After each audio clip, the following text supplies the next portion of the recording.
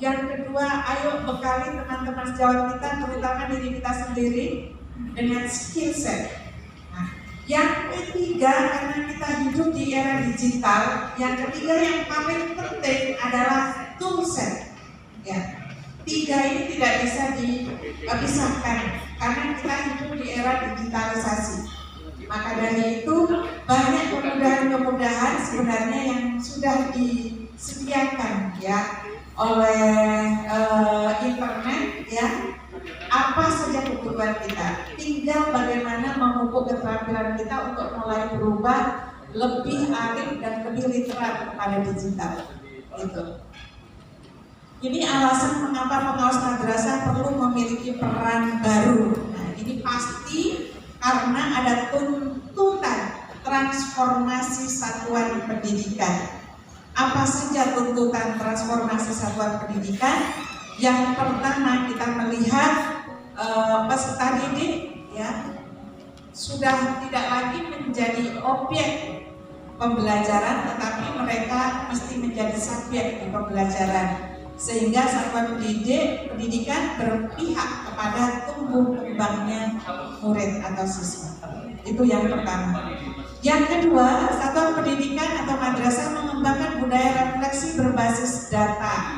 Nah, Bapak Ibu, kalau kemarin-kemarin madrasah masih menganggap sebelah mata dengan adanya ANBK karena alasannya tidak berpengaruh kepada kelulusan peserta didik, ini yang harus kita ubah pola pikir seperti tersebut.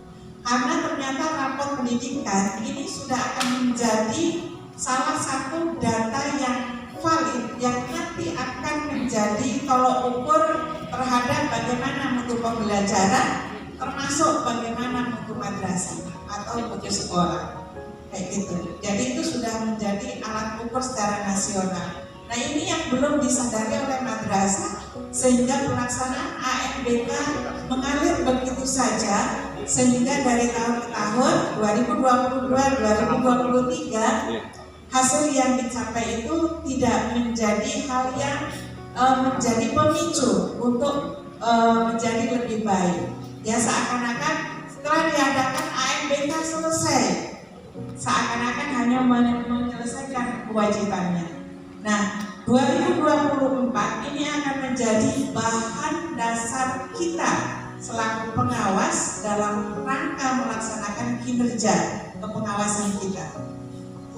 Jadi bahan dasarnya itu dari rapor pendidikan, termasuk bagaimana sekolah atau madrasah menyusun rencana kerja, termasuk rencana kerja anggarannya, itu berbasis data dari sumber rapor pendidikan. Ya. Jadi begitu berartinya sehingga nanti benar-benar tugas pengawas sudah beralih tidak lagi memantau 8 standar nasional pendidikan. Ya. Maka dari itu yang pertama wajib paham apa isi dari rapor pendidikan adalah pengawas madrasah. Karena selama ini madrasah hanya membiarkan nilai rapor itu sekedar dokumen. Bahkan ada yang sampai hari ini belum punya dokumen rapor pendidikan dengan alasan belum bisa akses download. Itu ya, itu yang dikeluhkan oleh sementara termasuk Pak Yono. Jadi di materi ini saya siapkan file ini bagaimana cara membaca rapor pendidikan. Nah, perlu diketahui Bapak Ibu, produk rapor pendidikan yang bisa diakses atau di-download lewat akun madrasah itu ada perbedaan antara rapor pendidikan di madrasah dengan di sekolah. Jadi selaku pengawas kita mempunyai tantangan yang lebih berat dibandingkan dengan pengawas sekolah. Ya, kalau di sekolah hasil rapor pendidikan itu sudah dilengkapi dengan sheet kebutuhan untuk pendampingan pengawas ke depan. Jadi di dalamnya di situ di setiap capaian itu ada penjelasan apa akar masalahnya. Kemudian bagaimana solusi sampai kepada rekomendasi, sampai kepada contoh kegiatan. Itu raportnya sekolah, rapor pendidikan sekolah. Nah, ini tidak terjadi di rapor pendidikannya madrasah. Di rapor pendidikannya madrasah itu hanya ada satu worksheet yang isinya adalah capaian Bapak Ibu, indikator dan capaian serta peringkat ya kabupaten, provinsi dan skala nasional.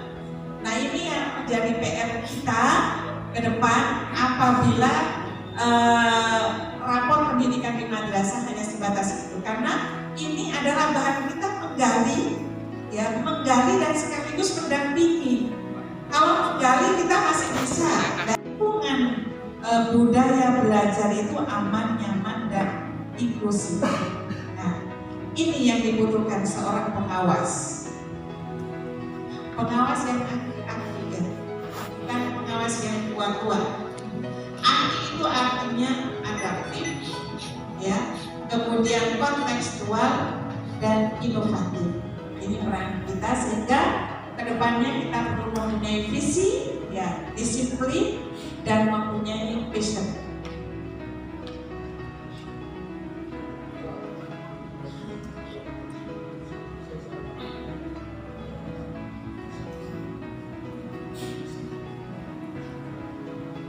Ini yang saya sampaikan tadi Bapak Ibu. Karena kita tidak dibekali dengan hal-hal yang sifatnya membantu kita dalam pendampingan, ya, untuk peningkatan kompetensi peserta didik pada kompetensi literasi, numerasi maupun karakter.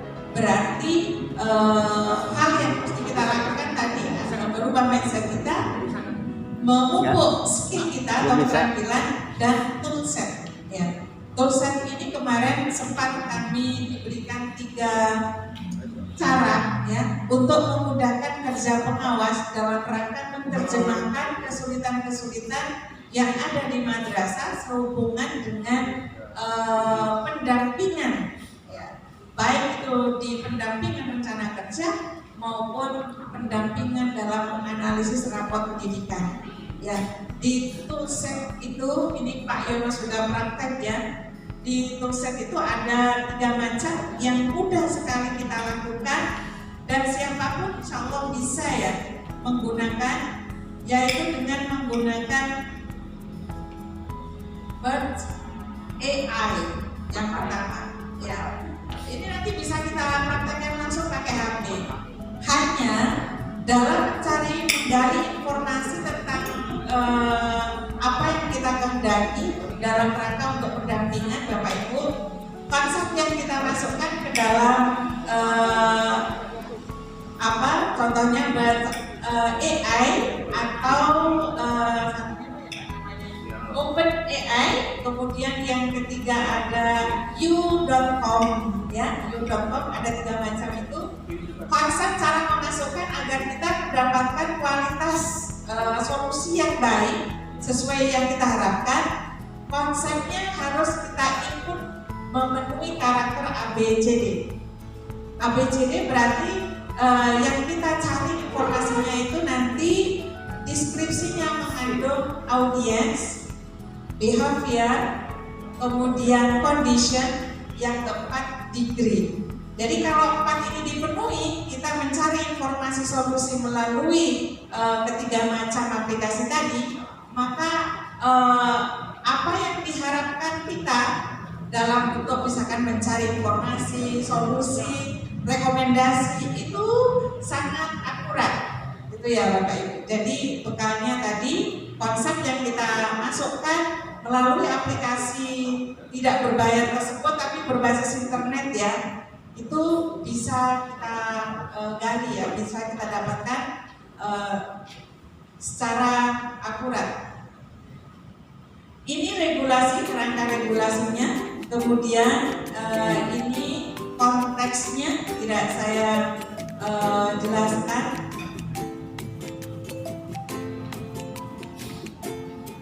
Berarti di bulan Desember ini selamat tinggal kenangan, ya, selamat tinggal pengawasan akademik, selamat tinggal pengawasan manajerial.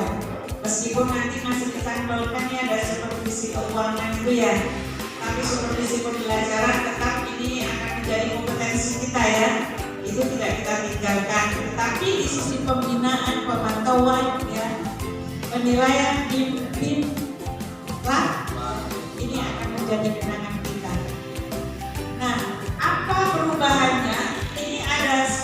perubahan peran pengawas. Kalau sebelumnya peran kita adalah pengendali, maka sekarang nantinya kita akan menjadi pendamping.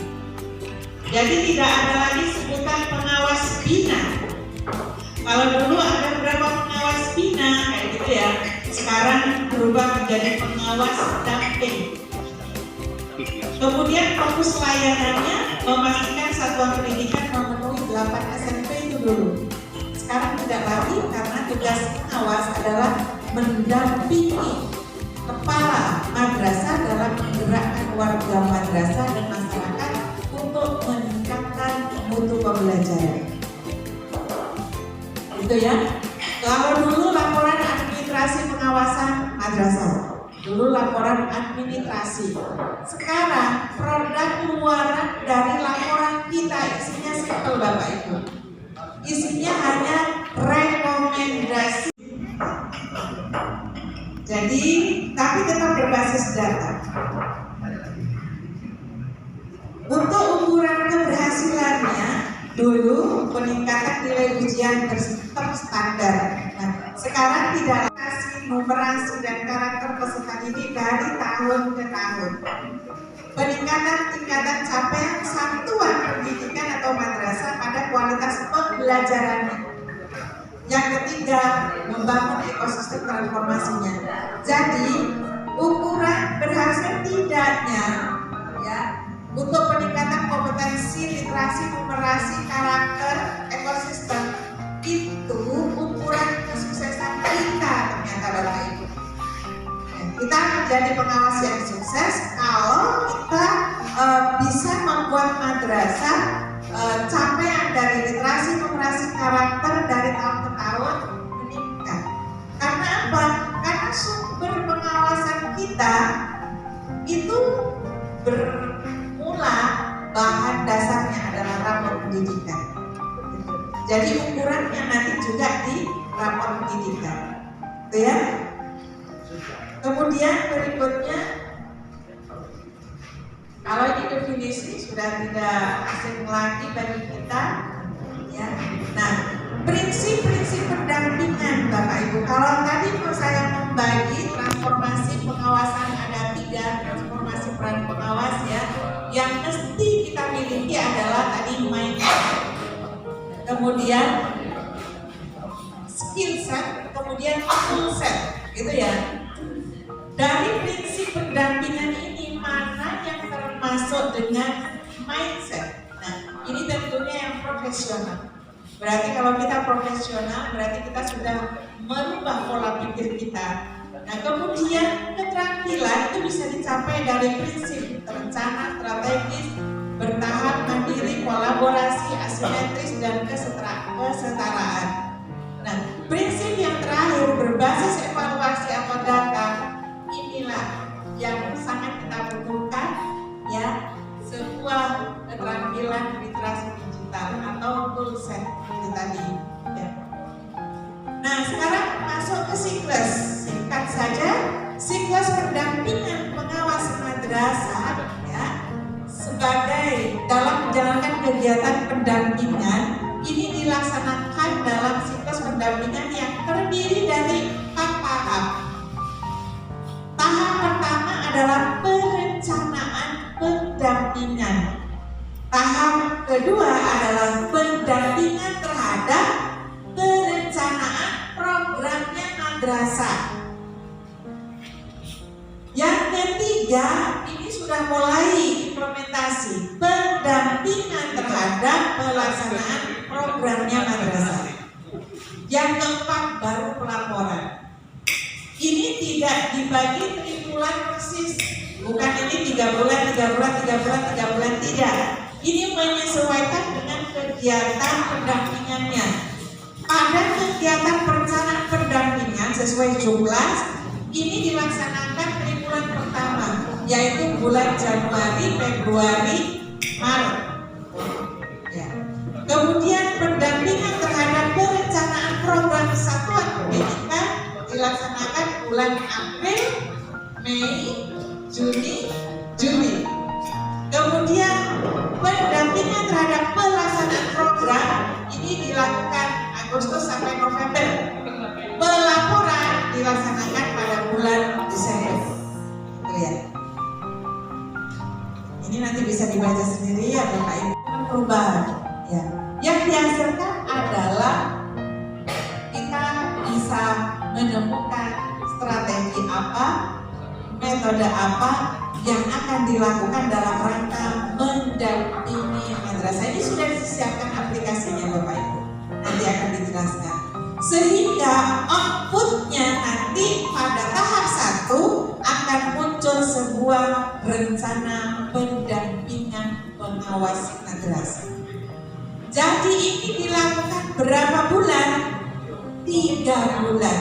Januari, Februari, Maret kita akan datang ke masing-masing madrasah untuk berkomunikasi dengan kepala madrasah dalam rangka memetakan komitmen perubahan. Kita bisa wawancara, kita bisa menggunakan sumber data.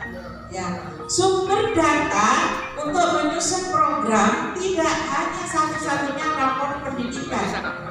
Bisa sumber data itu diperoleh ada waktu-waktunya, dari hasil observasi atau data-data pendukung yang lain. Nah, malam ini kami ingin memberikan ini apa? Bukan memberikan. Kami ingin mendapatkan kesepakatan dari Bapak Ibu. Halo? Halo. Kalau di program pengawasan milik pengawas sekolah, ya, data pertama yang menjadi rujukan untuk menyusun program adalah rapor pendidikan hasil ANBK. Nah,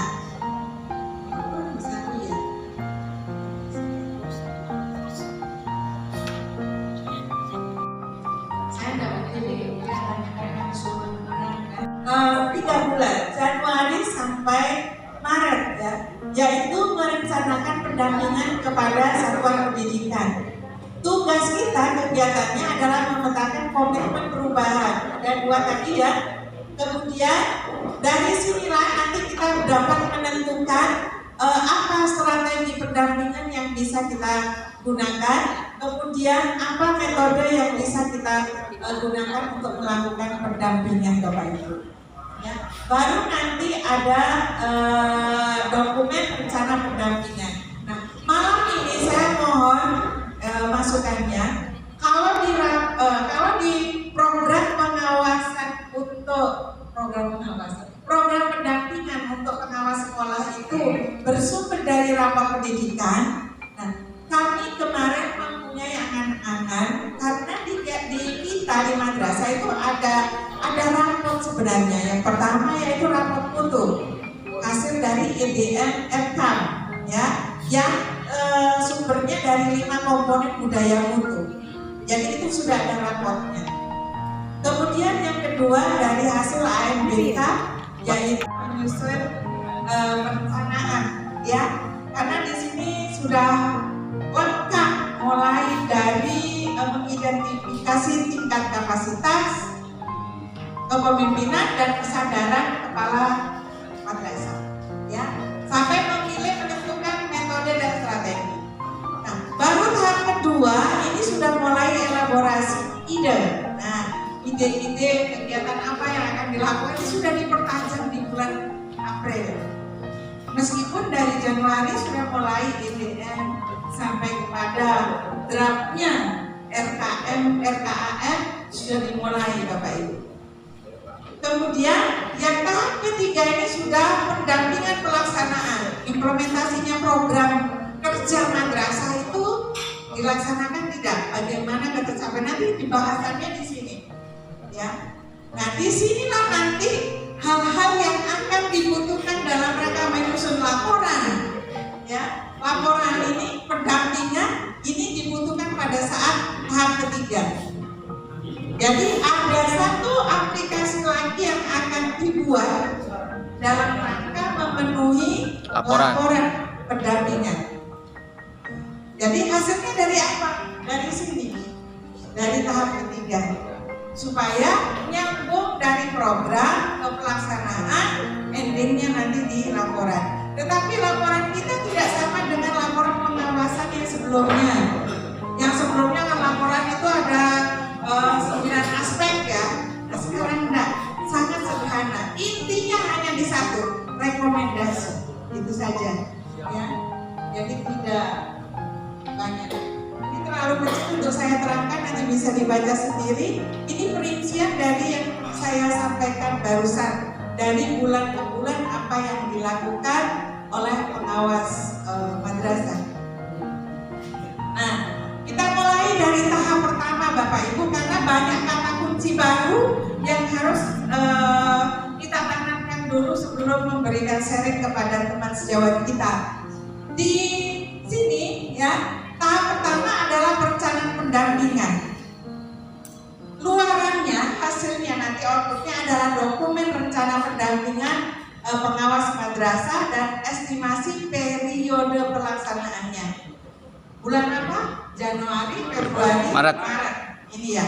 Nah, dalam hal jumlah pengawas madrasah terbatas dan jumlah satuan pendidikan yang didampingi melebihi rasio ideal, maka pengawas madrasah dapat melakukan perencanaan pendampingan yang adaptif. Ini banyak pertanyaan, gimana kalau binaan saya ada 50, ada 80 ya.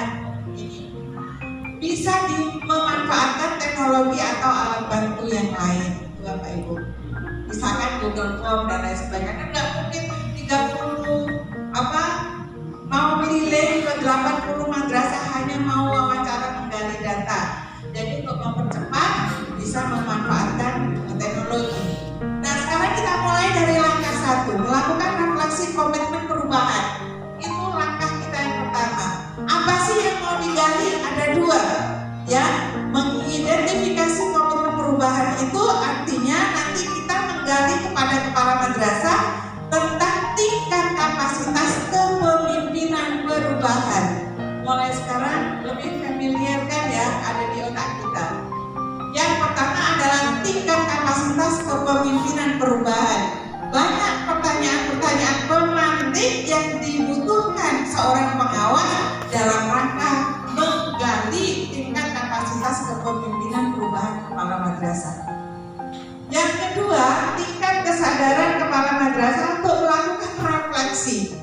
Nah, kalau ini tidak kita bekali dengan aplikasi, saya yakin kerepotan menerjemahkan isi jumlah. Saya sudah habis 2 jumlah Bapak Ibu, belum paham juga ya. Ini baru saya cetak karena yang lama sudah melihat data-data yang ada, rapor pendidikan, rapor mutu dan lain sebagainya untuk bukti fisiknya. Nah, barulah kita baru bisa menentukan strategi pendampingannya. Strategi apa nih yang bisa digunakan ya? Metode pendampingan yang mana yang paling tepat, meskipun ini masing-masing madrasah jelas tidak sama. Masing-masing pengawas mau menggunakan pendampingannya juga tidak sama. Maka nanti di sisi metode pendampingan, aplikasi tidak akan mengunci Bapak Ibu. Barangkali nanti ada hal-hal baru yang diinginkan. Nah, baru menyusun dokumen rencana pendampingan dan mengirimkan rencana pendampingan kepada atasan kita. Itu alat bantu yang pertama tadi Bapak Ibu. Sudah ada aplikasinya ya. Nah, alat bantu yang pertama di sini juga akan membantu kita memandu tentang refleksi komitmen perubahan. Apa saja Bapak Ibu?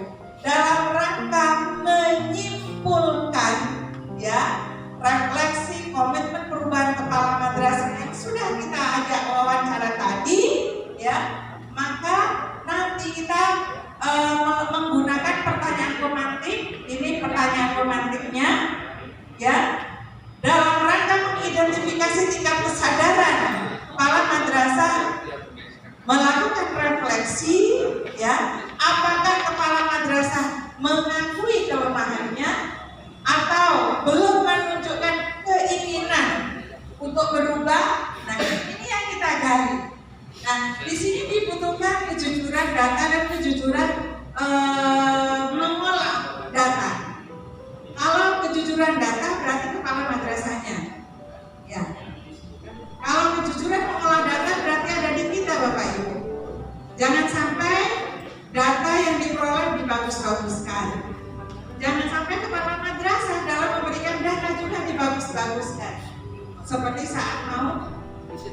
akreditasi, gitu ya.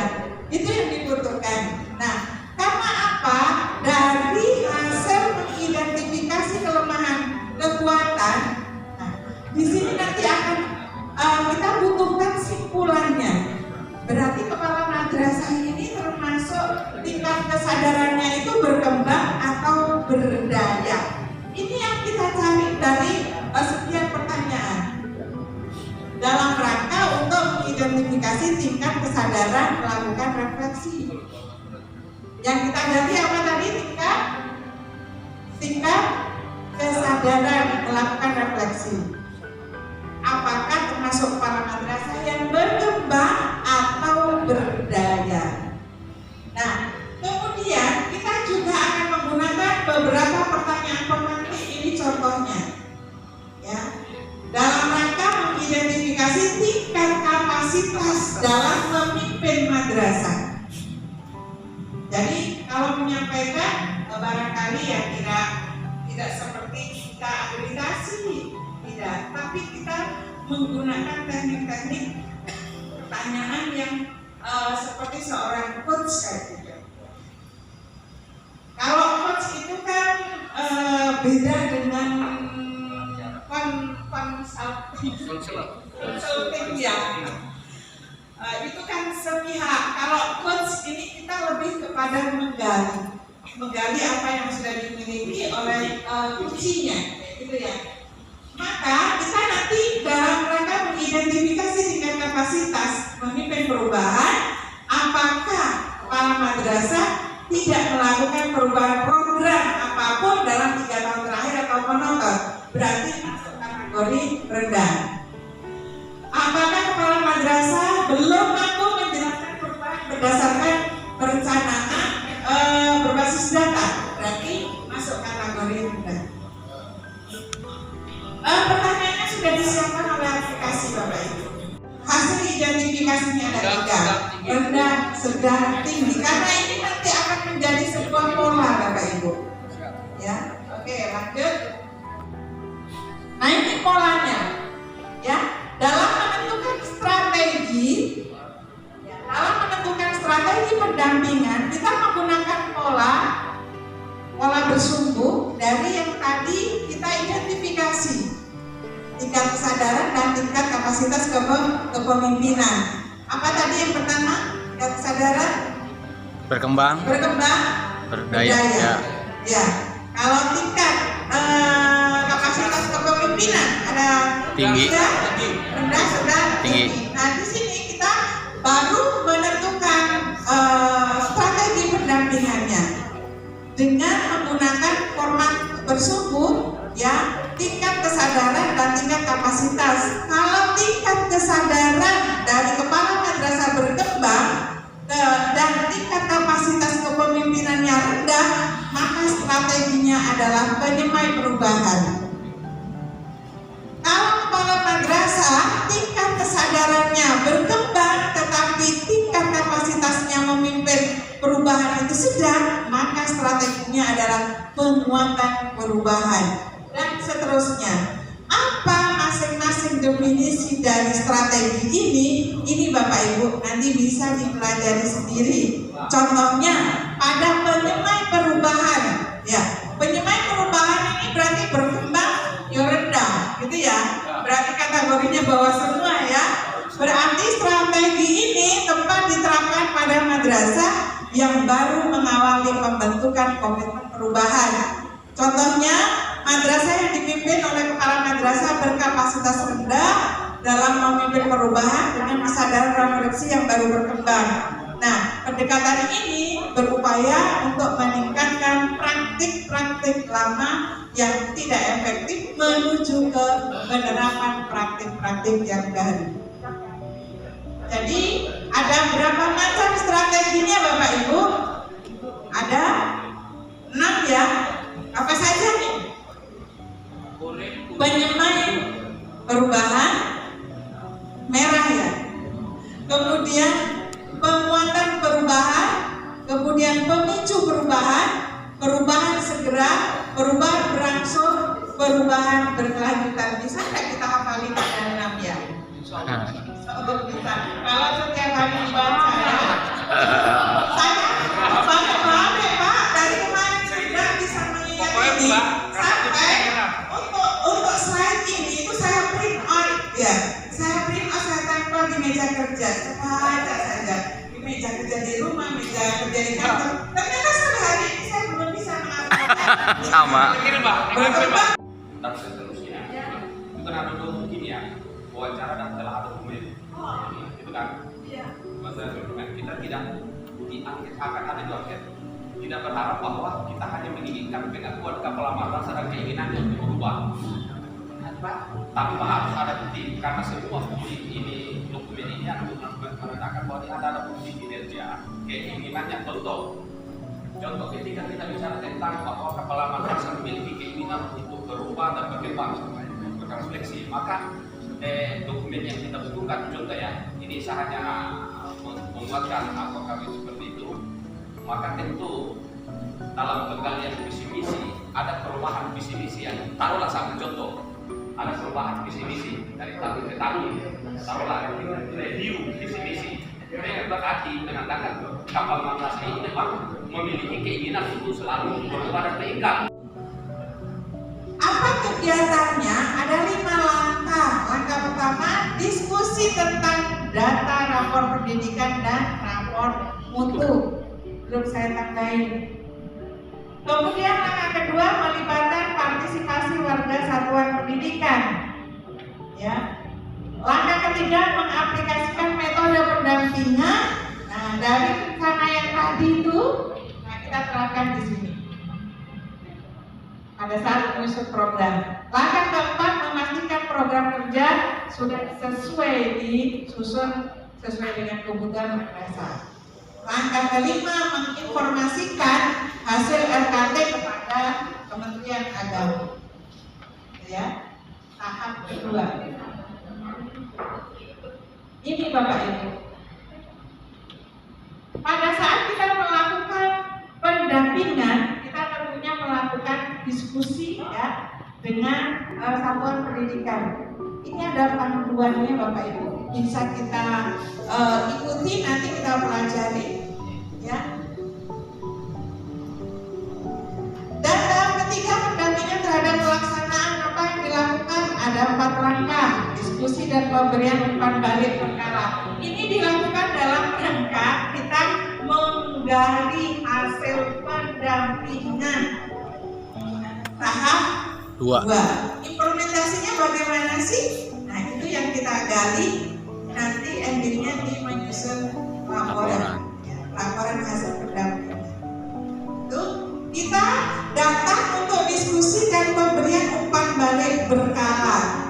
Artinya di situ kita menggali informasi bagaimana pelaksanaan dan kemajuan dari program yang sudah disusun pada tahap 2. Ya. Terus berdasarkan hasil diskusi, maka kita nanti akan memberikan umpan baliknya kepada madrasah disesuaikan dengan kondisi madrasah masing-masing. Langkah yang kedua, mengaplikasikan metode pendampingan dalam rangka memfasilitasi penyelesaian permasalahan dan hambatan. Ini tadi kan baru diskusi dan memberikan umpan balik. Nah, setelah memberikan umpan balik, langkah kita memfasilitasi menyelesaikan hambatan dan permasalahan. Gitu ya. Langkah ketiga, mendampingi kepala madrasah dalam melaksanakan unjuk kerja. Artinya di sini ya, unjuk kerja yang sudah dirumuskan di rencana kerja anggarannya madrasah ya, kita lakukan pendampingan. Tujuannya untuk menyebarluaskan praktik-praktik baik kepala madrasah kepada masyarakat. Yang keempat, baru kita menyusun laporan berkala. Kita menunjukkan bukti adanya persoalan dengan disertai mengajukan pertanyaan reflektif, gitu ya. Terus yang kedua, strategi umpan balik yang kedua adalah umpan balik penyemangat, ya, yaitu membantu kepala madrasah mengenali perubahan yang telah dicapai dan membantu dan kebutuhan perubahan yang masih